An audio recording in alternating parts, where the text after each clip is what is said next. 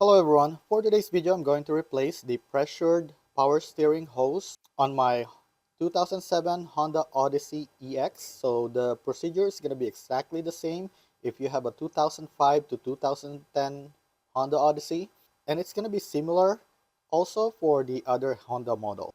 So if you look over here, you'll see that my hose is actually wrapped right now with a silicone tape. I actually used this tape as a stopgap when I started having a leak in this hose. The hose is actually leaking right here. So every time you turn on the car, the hose will start getting moist. And even if you wipe it off, it will get moist again. And you can see right now, there's a moist coming out already. So this actually stopped the leak for about 3 weeks. And then after that, it started leaking again. And I have to replace the hose again, and basically I have to keep replacing this hose, and then there's more leak that started over there in the bottom. So I guess this is now the time for me to replace the hose, and we're gonna do this together so you can also get an idea on what you have to deal with when replacing the hose. And before we get started, I just want to ask you a favor to please click the like and the subscribe button to help my channel grow. And also, when you like the video and leave a comment below, it's going to help the video trend higher in the YouTube algorithm. Okay, so let's go ahead and get started. Okay, so to start, I want you to look in this new hose right here so we can discuss the things that we need to do. So on the top is this end right here, and on the other end is gonna be right here. This is the one that goes under the car. If you look over here, you have two holes right here. So these two have a 10mm size screw. And right here, you'll see a rubber gasket. So this is where the bracket will go from the top of your car. Okay, so this and this one here can be accessed from the top. Right here is your pressure hose. And this will be accessible from the bottom of your car. And you have two rubber gasket right here. So under the car, you also have a bracket that you can use to support this. And then at the end, you'll need this one right here. So for this one, you want to use a crow foot wrench right here. So this is going to be like this, and this thing will go this way. Okay, so if you look over here, you'll have a perfect fit so that you don't accidentally strip this head right here. Okay, for this one, they said that you're going to need a 17 wrench, and this is my wrench right here, and then this one will hold this, and you need another one to remove the sensor. And another thing that you'll need is a wrench extension. So I have a 5-inch and a 10-inch right here. So they said you need at least a 6-inch. So I'll probably use this 10-inch extension to remove this part right here. Okay, so the first thing you want to do is empty out the fluid from your power steering reserve container. I actually made this thing out of a lotion pump, and I've been using this to remove some fluid for my car. So we're going to be using this thing here. Okay, so I actually filled it up, so just right. So I'm gonna go ahead and start removing all the other parts. Okay, so you want to remove this with a 10mm socket wrench. Wow, this is a little tight. There you go. Okay, so this is how long it is. And then let me just show you this. If you follow this, you're gonna see this bracket right here. So you can remove that as well.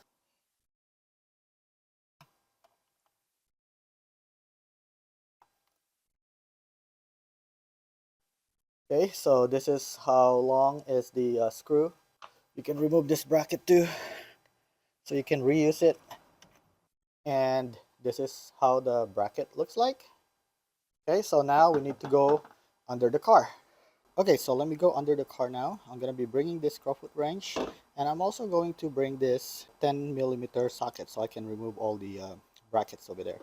And also, I'm going to bring this 5 inches and my 10 inches. And you want to make sure also to bring your oil catch pan so that you can catch all the oil that will be coming out of the pressure line hose. Okay, and before I forget, make sure you wear your protective glasses. You don't want to have any oil going into your eye. Okay, so I don't think I'll be able to show you as I remove all the screws, so I'm gonna go ahead and video it first so you can see where they are. So over here, is your pressure line hose. So this one, you can actually remove this by pressing this tab right here.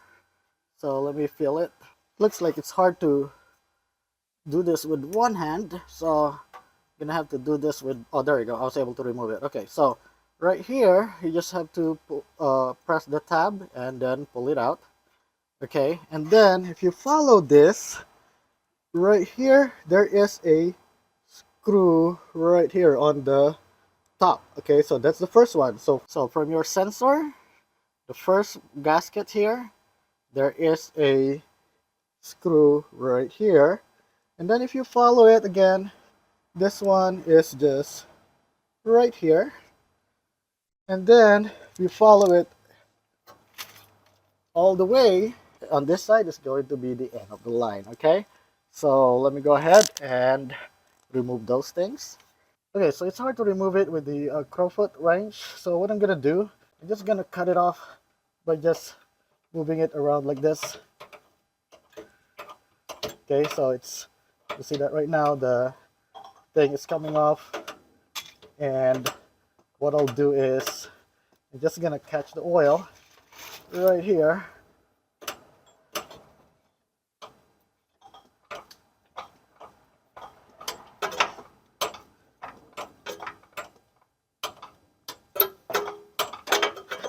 Okay, so I was able to cut the line, so I'm just gonna have to get a deep socket to remove that part right there. Okay, okay, so let me go get this cable out. So it looks like it's easier for this to just drop off to the floor, so just drop it off to the floor and then pick it up from under. There you go.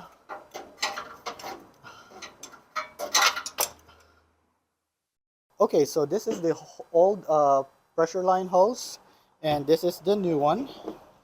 And basically you want to make sure that you have the same, um, everything is the same. So right here, so the shape is the same, the length of the hose is the same, it's just that looks like it has a different fold. Okay, and let me show you this. So at the end of this, initially I said use the crowfoot wrench.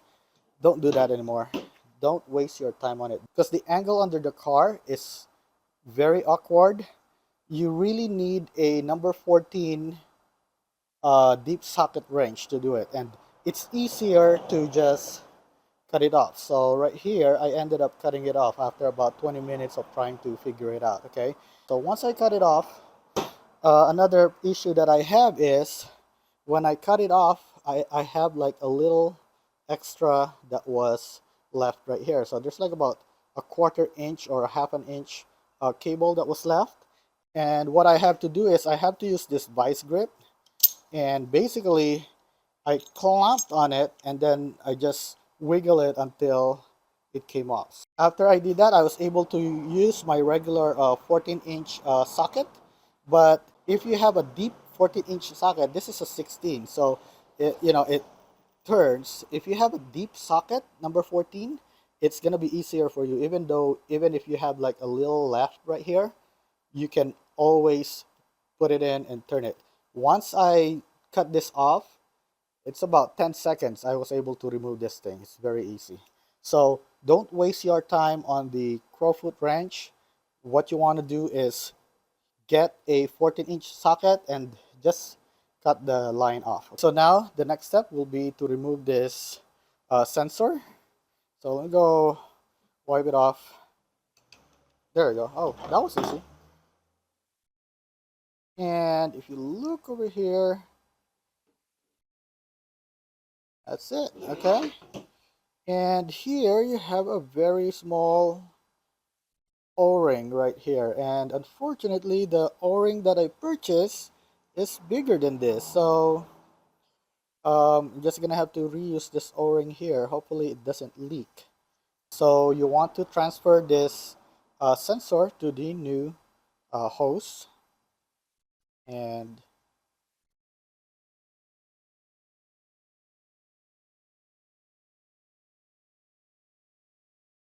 Just tighten it properly. Don't make it too tight that you break it. Just make it so that it's tight enough. Okay.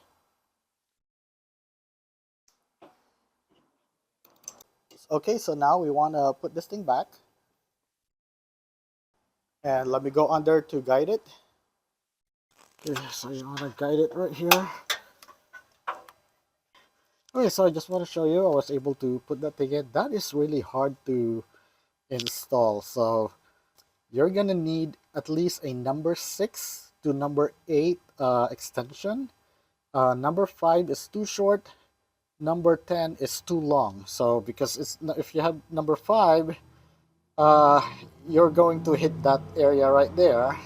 If you have a number 10 extension, you're going to hit that part right there. So you really need to have a number 6 to 8 extension in order for you to install that. You're going to be using the Crawford wrench on that one. Okay, and that is hard to align. I was able to align it by first installing this mount right here. So you want to first install the mount, at least one of the mount right here. At least install this mount first so that you can align this thing properly over there. Okay, and once you install that, make sure that this thing doesn't move around anymore once you tighten that up. Okay, if this thing is still moving, that means it's not tight enough. You're gonna have a leak on that side. Okay, and another thing I'm gonna show you right here, and I'm having a hard time accessing the screw hole right here because it's on the top. What I did is I put in a paper towel here just to hold the screw, and I use an extension right here, and I don't think I'm gonna be able to do it with the camera here, but basically I'm gonna be using this to screw this thing right here. Okay, and after this, make sure you tighten everything, and we'll go to the top. And I almost forgot about this thing right here. Make sure that you install this sensor wire so that you don't have to come back under again.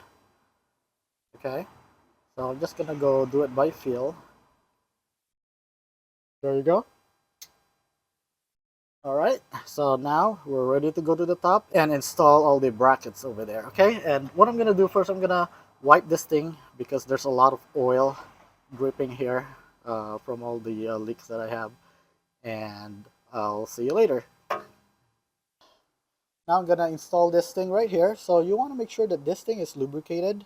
Okay, you can use this, and so that it doesn't move around when you put this thing in. Okay, so I'm gonna put this thing first, and I'm gonna go ahead and do it this way.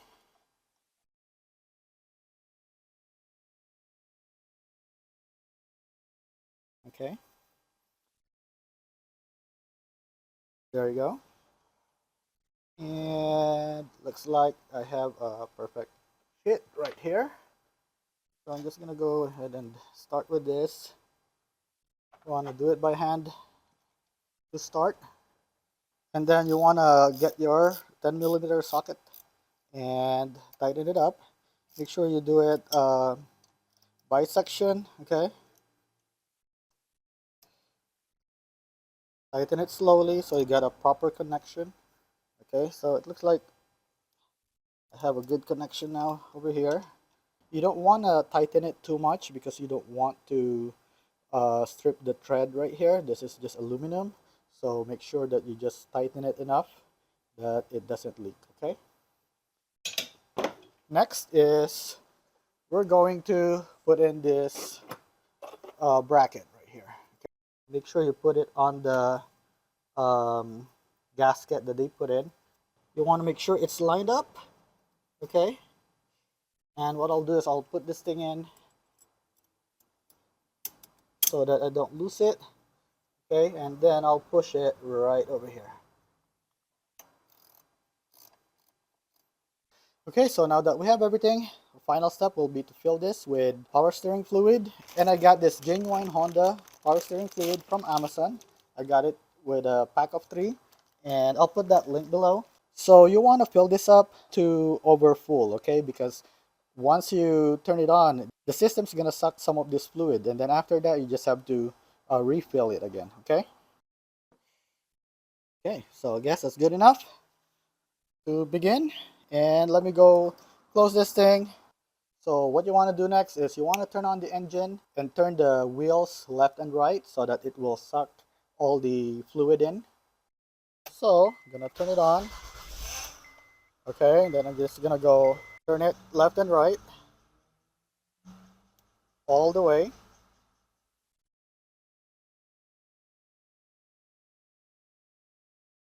And let me go ahead and check how much fluid do I still have in the tank.